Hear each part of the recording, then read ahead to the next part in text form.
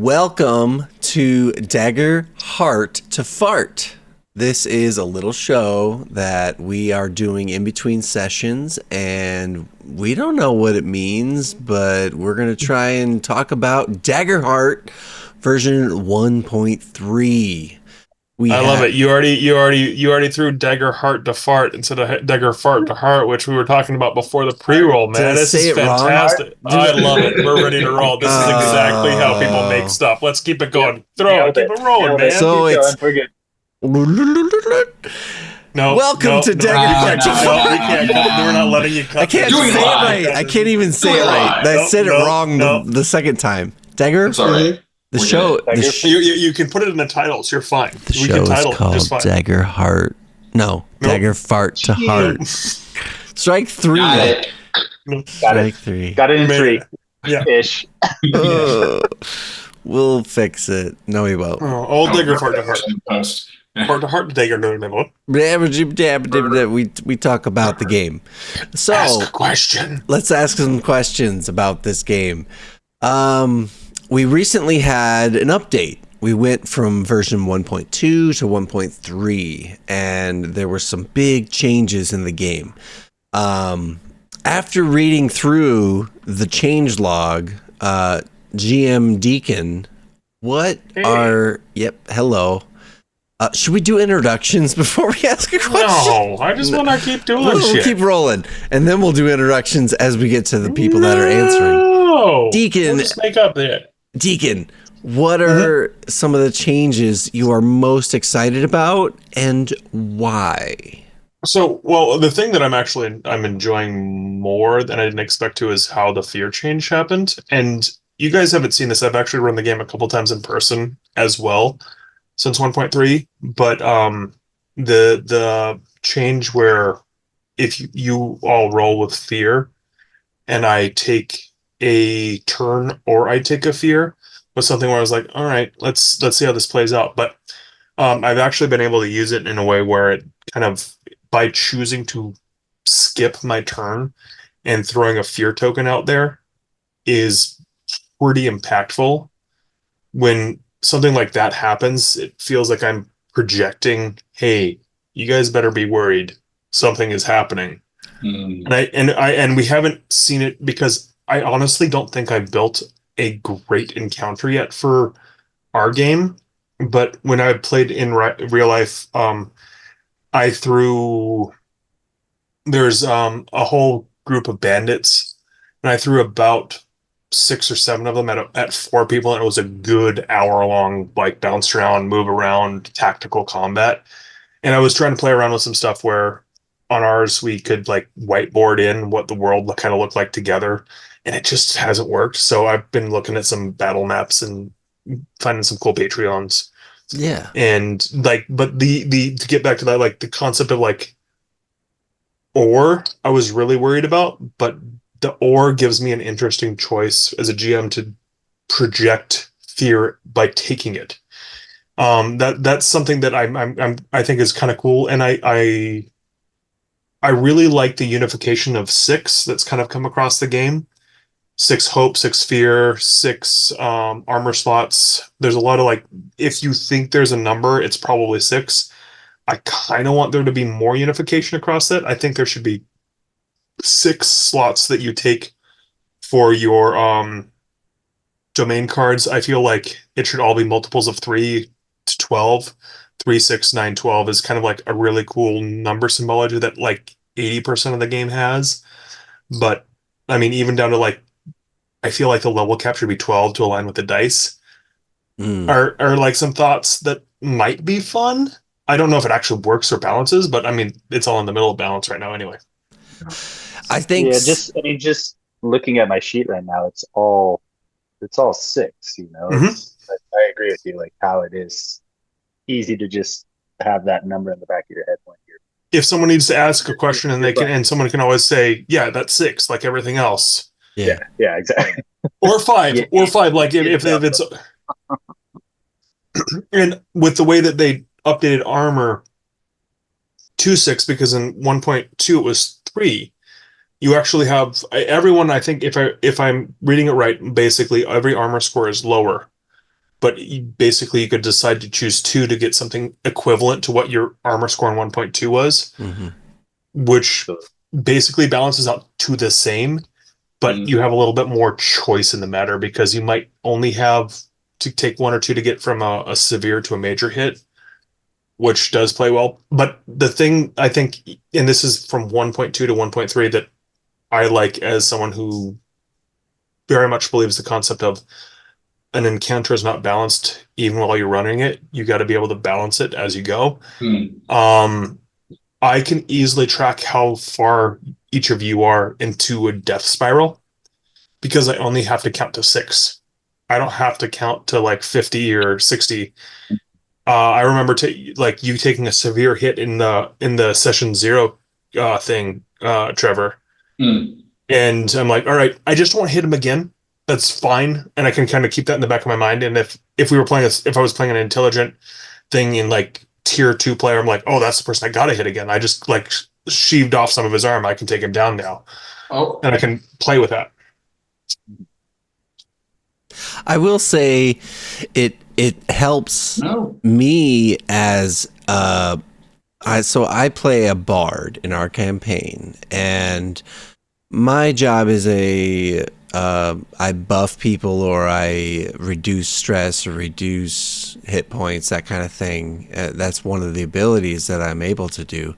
And so if I know you're getting close to something like 6 stress, I can focus on that, or, it's a note that I can take and might have to sort of keep track of on the side, without metagaming too much. Obviously when you say take a stress, in the way it's not even metagaming, it's just something that you can easily dial into visually, being able to be like, it's easier to track what how much of a pizza is being eaten if you think about it as like 6 slices. It's just you can just see someone take a very massive wound at severe. And we haven't even thrown around the maximum damage. Massive damage, which is double the severe threshold, and you take 4. And if I were to take that on an adversary, I'd definitely do it. But yeah. Well, and that's one thing that I really like about how this game is approaching hit points, right? Because like I just got done playing Mad Mage on Sunday night not that long ago. We destroyed Sharn sort of ourselves. And at that level, even for like I was a Sorlock in that one, like at that point it becomes kind of ridiculous, right? Like the stakes of getting physically hurt while still present, right? Like they get a little, silly, right? Like my barbarian in Mad Mage had like 200 plus hit points by the end. So the fact that you get hit 6 times, it makes it feel a bit more real. There seems to be more stakes. It really messed up to say it, but it feels more realistic, right? Mm-hmm. Like, and it dials up to 12. Like technically we haven't leveled up yet, and that's the biggest thing that I want to get to soon. I want to give us a reason, but leveling up feels like Diablo. Like classic Diablo feeling where you just check 2 boxes and cool shit happens. Yeah. You could technically, as your guardian self, every time you level up, take an additional HP, and you can do it in every single one of the tiers twice, so you can get up to 12 HP. Mm-hmm. That completely changes the game. Yeah. I think the thing that probably will change on HP and stuff like that, and there's a lot of like I've done a lot of testing too, doing some board game design as well.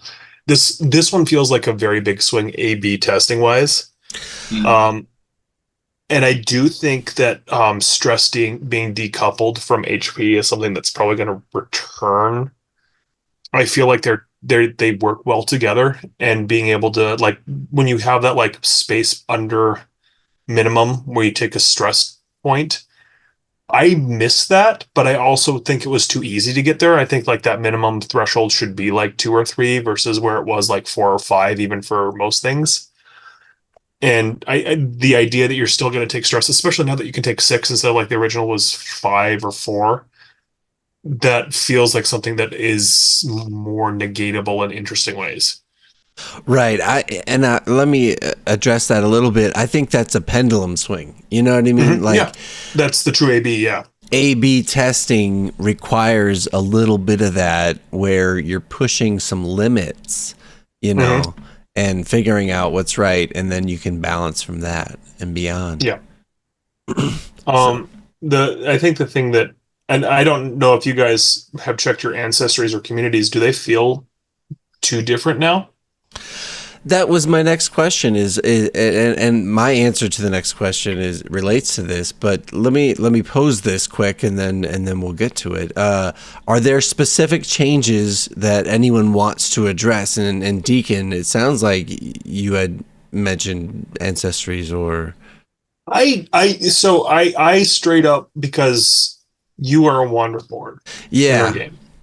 And someone in the in real life play test chose Wanderborn as 2, and they didn't even double check it. They just like the word. They just like the word. And honestly, I think that's one of the biggest thing that this thing comes for is like this person came to our session late. We ran a play test at my job, and they had to come in late. And I'm just like, all right, you've played RPGs before. Choose two, choose one, choose two, and set up your stats the way that you think to use this page.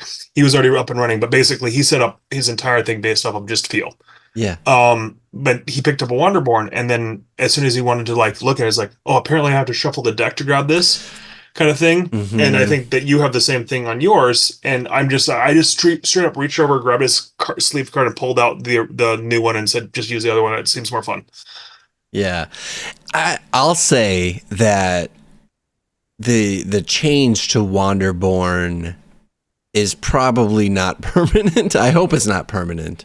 But I think I honestly feel like most of the ancestries and communities are going to have two things, something that's RP driven and something that's utility driven. Yeah, like there were some people on Reddit commenting like it could be a two-sided card, you know, where you have one side or the other.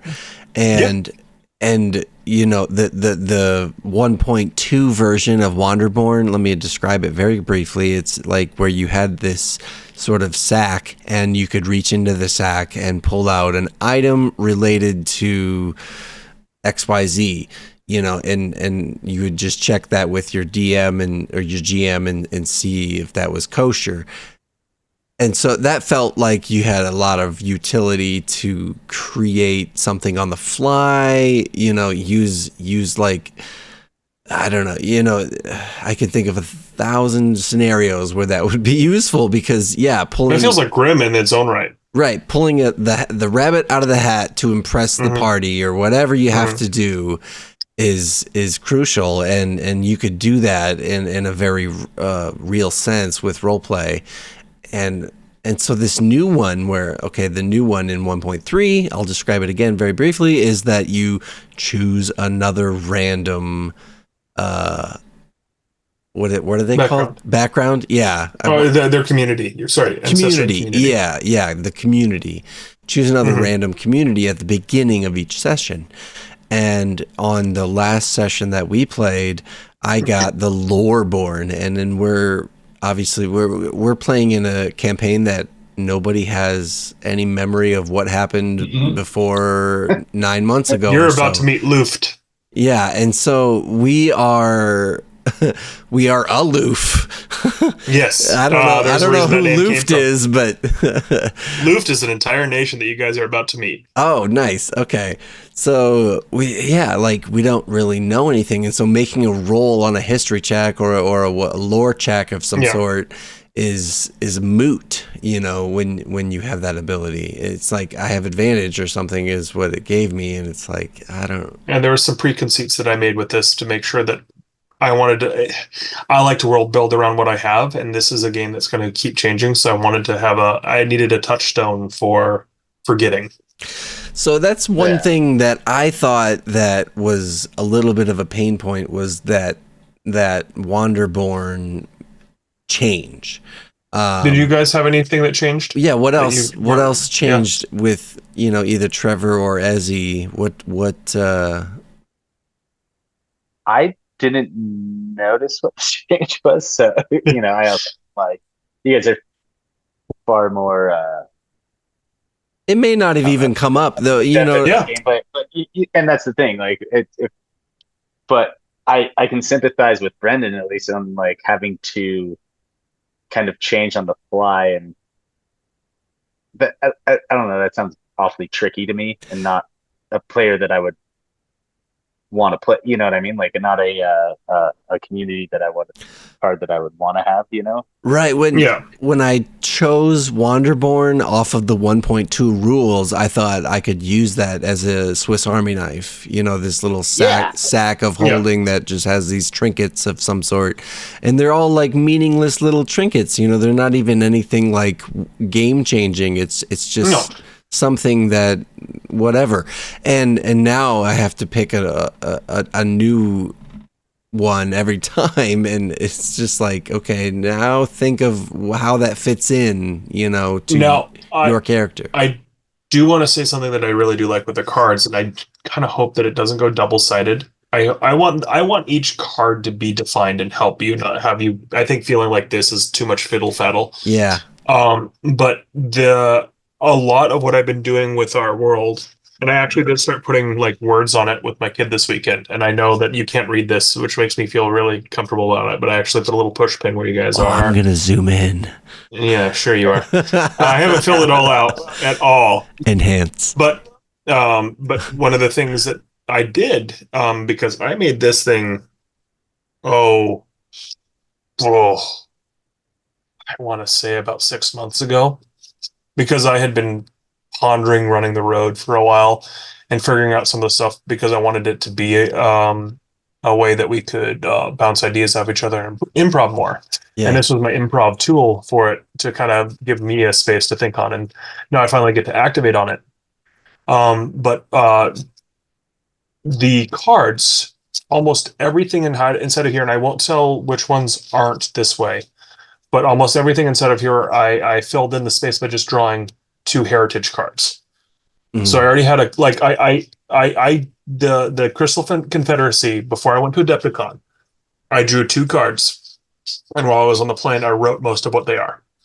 I originally was going to just basically have orcs attack and have like Mad Max Raiders following you guys, just to get things going. But because we finished those 2 sessions when he had enough time to think, and then I had to take that week off, I just drew those 2, and I kind of kept going with those conceits. And I filled in about 10 or so biomes with basically that idea. Now, just by drawing 2 cards and having a color story already on my map, because I was kind of like, all right, that's red, and I drew those 2. What does that mean? And pulling things together. So to look behind the curtain a little bit, that's where a lot of those are going to come from. So like, I won't tell you what any of them are, but the folks from Luft, and I'll keep teasing that. I literally drew 2 cards like, how do those work together? And now there is a very real space where you can get a broader sense of the local area from them coming up because of something I drew. And I understand what's going on. I didn't know anything about the space to the left of the road next to the Crystal Confederacy until you guys gave me some prompts. And I'm going to ask questions about some of these spaces of like, are you from here? Does this feel like home or stuff like that when we get closer to some spaces? And you guys are more than welcome to say, nope. Yeah. Or yep. And we can start building that together. And I think there's something to be said about how most of the GM side of this is basically saying, here's a little bit of a presupposition that you can give to like seed an idea, but then start asking to have your players define the players too. And I really like that. Yes. Go ahead, Trevor. No, I was just going to say, do you think that that's like just a nature of the testing phase that we're in, or no, or more part of like part of the game, right? Like, let's think like 5 years down the road, is there going to be like a campaign guide or like an adventure to the Crystal Peaks, like we see with something from 5th edition? If there is, and I've thought about this a lot too, I could see them having, so you know how we had I know that everything that we're doing is with Demiplane. But the way that the actual sheets are laid out, and I don't know if any of you have printed out the sheets at all, but I made a version of Vix at one point, just to try to play around with it. And the way that it looks like it's going to be formatted is front of and back of. Okay. I could absolutely see class sheets that are specifically tied to a campaign setting that have background and connection questions that more presuppose some of that stuff. Why are you in the Crystal Peaks? What was the biggest draw to the magic in this space? Who would you throw off the Crystal Peaks to get to the prize at the top that you have heard is rumored that way? And I would still see a lot of those things being defined by the player space, but still having a broader specialization for a GM to help do some of that. So I do think that that's part of it too, is like some of the ways that the blocks of areas are currently written in like the quick start guides are like, it does specifically toss it to the players. I was like, what else do you see in this space? And I've definitely taken some of that and tried to throw it to you guys too. That's why I gave you guys a whole realm over there that the way that you define them, like, that's not what I was expecting to be defined over there. I wasn't expecting Fallout on the left. Yeah. But now that Fallout's over there, I have been thinking about that for the last 2 weeks too, and I know how that connects to the Confederacy and to the other places it borders. So let me ask one more question to everybody real quick. We've been going pretty well. We've kind of gone over the pros and cons of what we think are good in 1.3. I would want to go back to something that, as he said though, real quick. Let's do it. Like the same kind of thing as like I didn't really notice the differences, right? And I don't think it was like paying attention. I think that just shows the smart way that they went about changing things, right? Like I'm trying to remember what was different in terms of the evasion and armor. My evasion is better. My armor score is worse. But I have a weird relation. Like I'm gonna try and make like the damage proof turtle. That's kind of my yeah. What's your minimum? What's your minimum? Because you're one of the guardians. What's your minimum? My minors. Yeah. So this is the interesting thing. My minor damage threshold is 3, but my evasion is 5. So if you hit me, like it has to get up to major, and even then I can neutralize almost most damage. You are one of the, I believe, only stat blocks in the game right now that has a low threshold that is above 1. Yeah. Everyone else, including the adversaries at this point, are all at 1. Mm-hmm. So you're one of the few people that can truly negate damage, and I think you're one of the few people that can upgrade that minor score to negate damage. Yeah, it's part of the stalwart subclass, and I think it goes like you get another +2 to your damage threshold. So yeah, I like the high level Ardax who's just just bouncing off his shell. Yeah. Mm-hmm. Yep. Yeah, but it's nice to see these tweaks in ways that are making sense. And the unstoppable was interesting too. Again, I can't. Like you could explain to me what's different, but it feels the same. That's Yeah. I didn't notice a huge difference between the two, but we also just start. Like it's all new to me. Yeah, it's new to everybody. Kind of where I'm at. I think I probably would have had more to say or more of an opinion had it affected me negatively. You know what I mean? Mm-hmm. Like had the change been like, wait, what? I don't know what I'm doing. Like, oh, I'm dead now, or however it plays out. I think I would have had more of an opinion, but like the fact that it was subtle enough, at least with our characters so far, I don't think anything changed for you from a class or an ancestry. I'm looking over the change log. Mm-hmm. Yeah, I think you've been playing the same game for 3 sessions, whereas everyone else split a little bit. The difference for you on the Guardian side, Trevor, is if I remember correctly, in 1.2, whenever you made an action roll, the dice click down. Now it's whenever you deal damage. Mm-hmm. We should make it last a little bit longer because there was points where like you have a reaction rolls that would have technically ticked it down. Right. Yeah, and again, like D4, why D4? Why not another D6?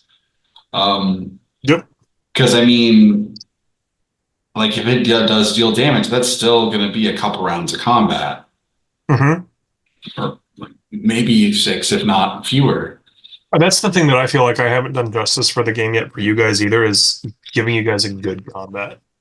Oh, We've had fine combats, but they've been. I've been really thinking about. I have a really good I think hook for what's going on, but now you guys are kind of stuck on your Howl's Moving Castle, which is okay in points, but that's been everything so far. Mm-hmm. I have ideas on how to make sure you feel like you can leave it behind and explore too, which is a big part of like you. There is passive exploration in the game that we're playing, but there's no direct exploration at this point. Sorry, Trev. Let me jump in. That just brings me to my final question of the show, and that is, what's been your guys' favorite moment? Has it been from combat? Has it been from roleplay? Has it come from something an NPC did? What so far in our little campaign would you describe as your favorite moment? And if no one wants to go first, I can go first because I've got one on mind. You go first then. Okay. My favorite moment was during the combat we had during the last session where we were fighting these these sleeper cell agents that were these oozes, right? One was a captain and one was two were a toughs, and they were kind of these stat blocks that Deacon pulled out that were these pirate raiders or something or like that. Mm-hmm. Yeah, I used the pirate stat blocks. Yeah. Yep, and it worked perfectly. But my favorite moment in that was when we finished the battle, and it was Ardax that propped up Phineas on the mall, the big, what do you call that? Is it a mall or is it? I mean, in the picture it's like a spiked mall.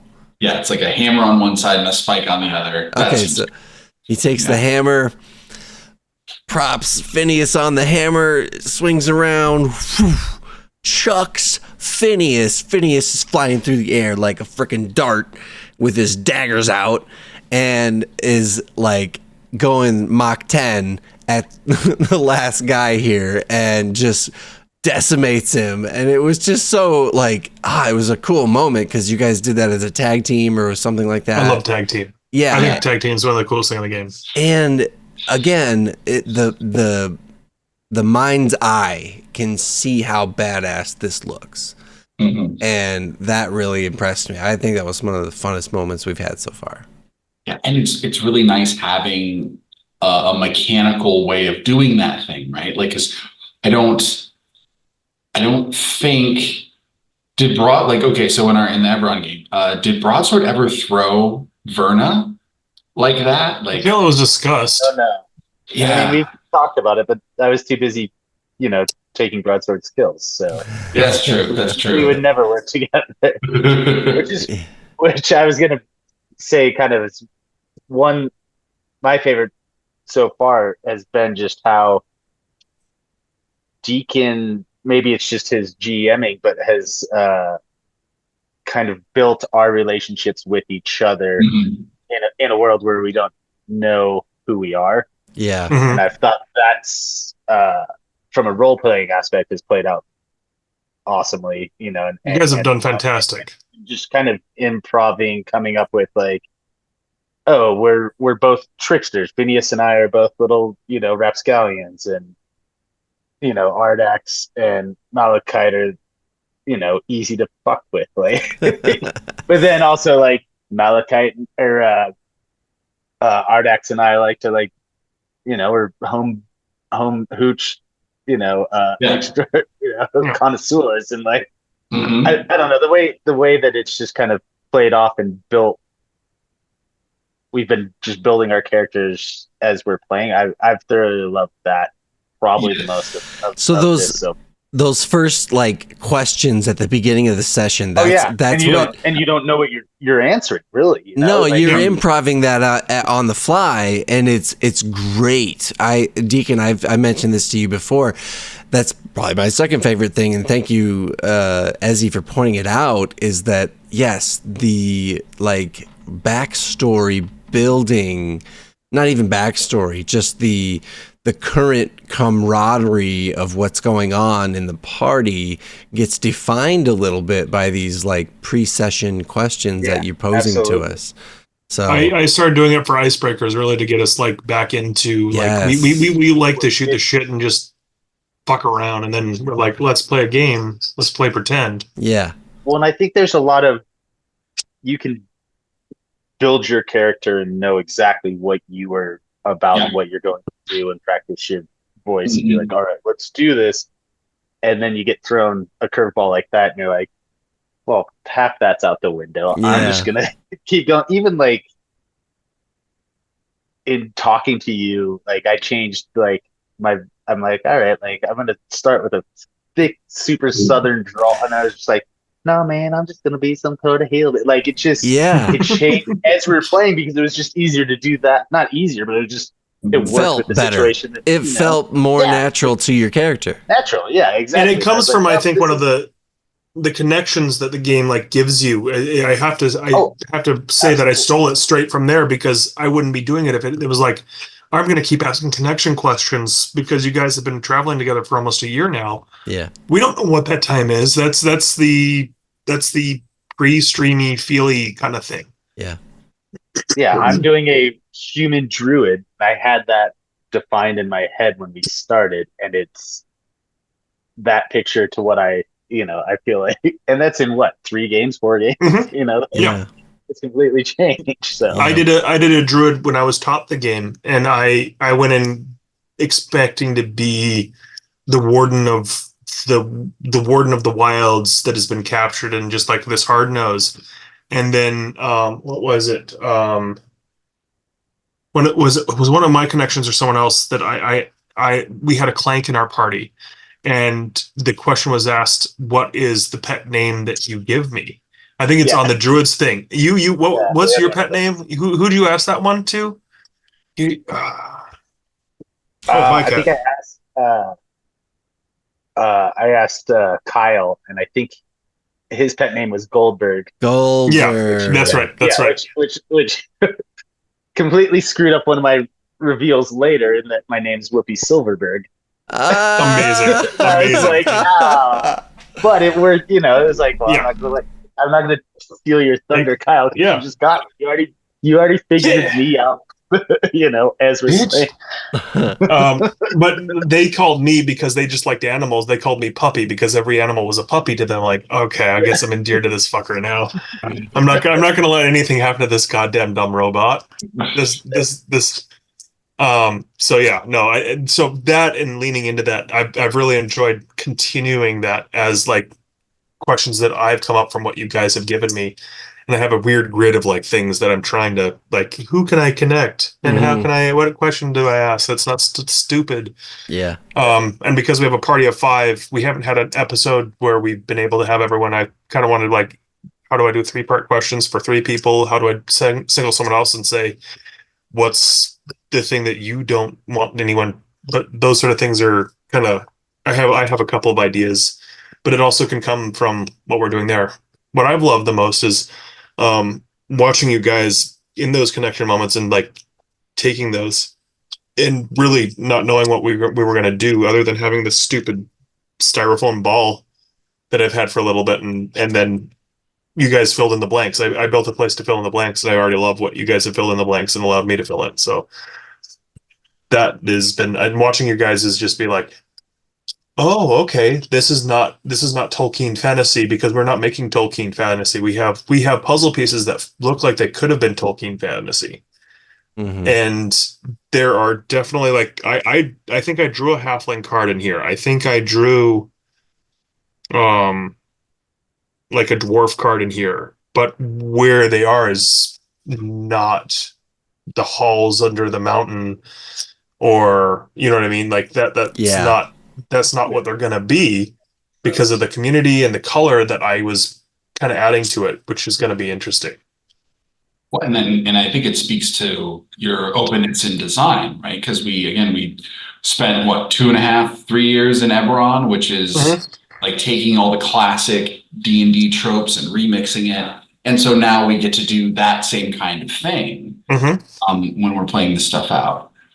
Well, y'all took all of the good ones, including Fastball Special with the monkey thief. You Easy, can your you favorite can too, say that Trevor. too. You can use it. I will second that motion. I also like the fastball special. Don't get me It's wrong. it's so Yeah. good, and like I had because I'm sitting over here, I have all this hope. I'm just a hopeful motherfucker over, and I don't have anything to One do with hopeful it. Like I motherfucker. can't spend it with Yeah. any of my features. So I was like, how do I get rid of this hope?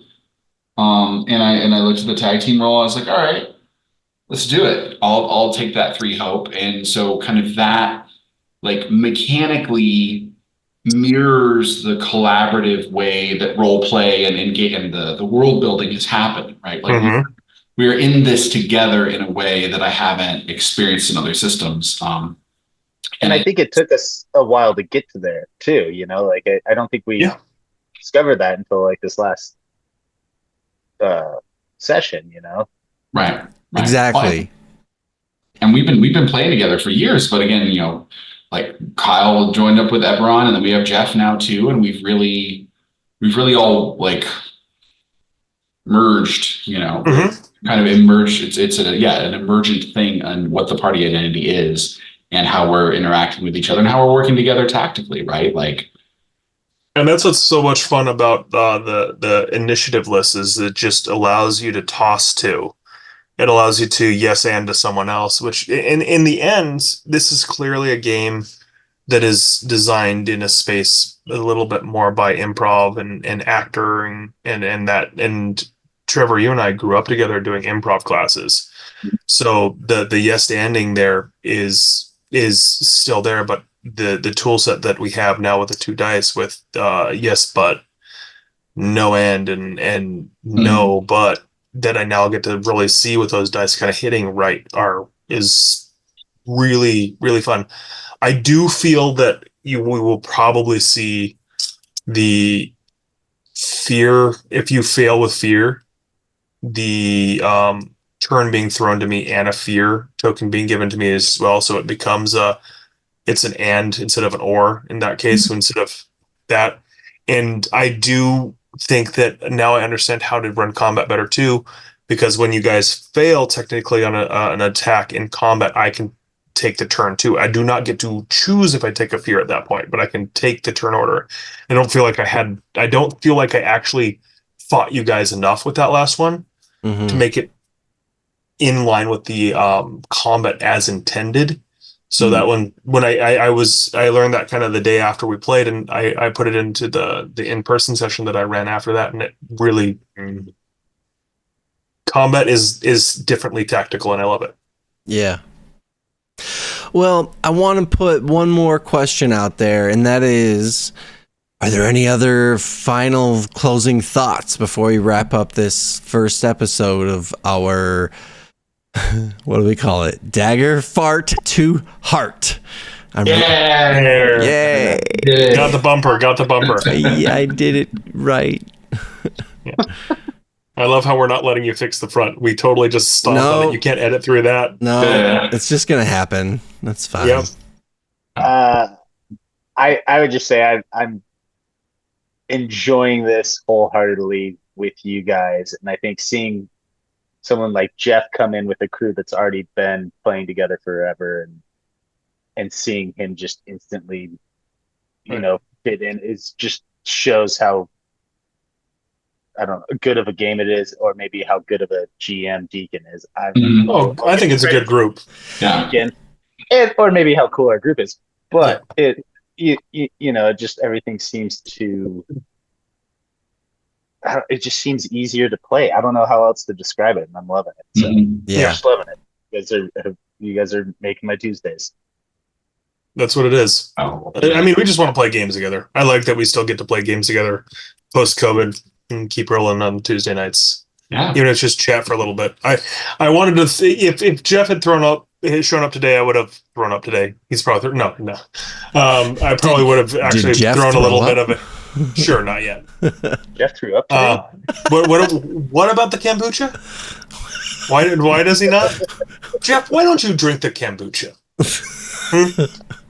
Did you throw up that one time? No, I was hoping that he might have shown up and then I would have been able to give a little bit of a stinger. I keep teasing the next space a little bit, but I can't wait. I was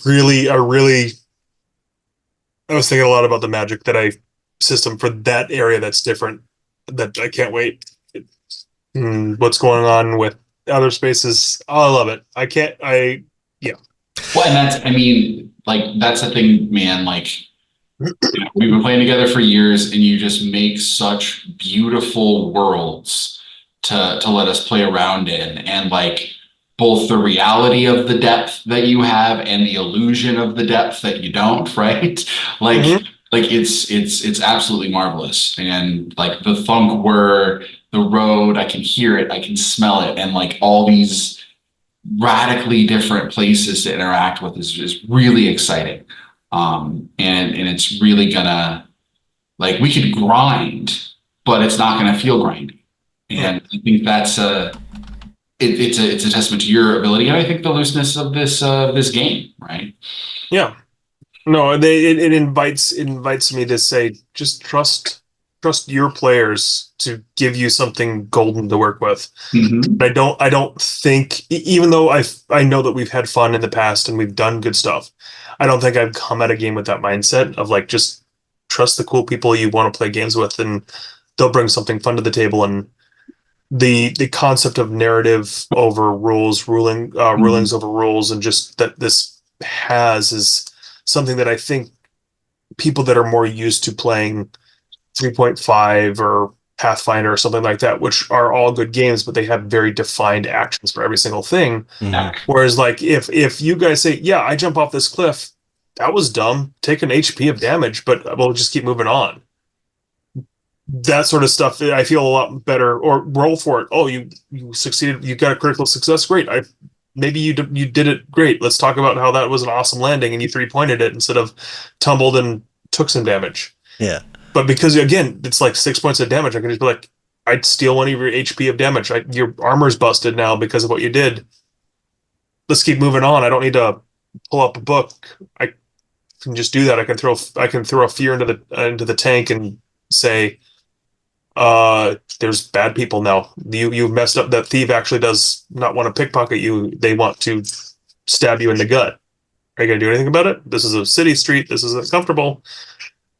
Just those sort of like moments feel like they're more emergent if need be. Mhm. Even if I don't have like an encounter prep for it, I could be like, let's just do this. We're doing theater of the mind. That sort of stuff. Yeah. Mm-hmm. I love it.